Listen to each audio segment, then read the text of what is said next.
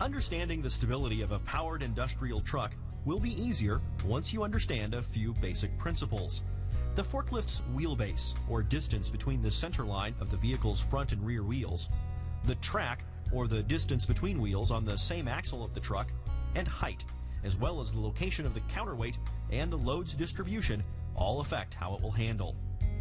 Almost all forklifts balance the weight of the load on the forks with the weight of the engine and heavy metal plates called the counterbalance on the rear of the truck.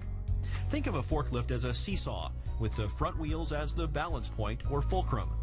As long as the force of the weight and height of the load remain less than the force of the weight of the counterbalance in the rear of the truck, the forklift will not tip forward.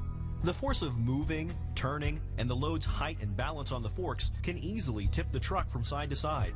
Tip-overs are the most serious and largest percentage of all forklift accidents.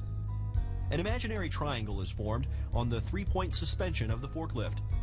This triangle is called the stability triangle and is formed from the front drive tires and the pivot pin on the rear axle.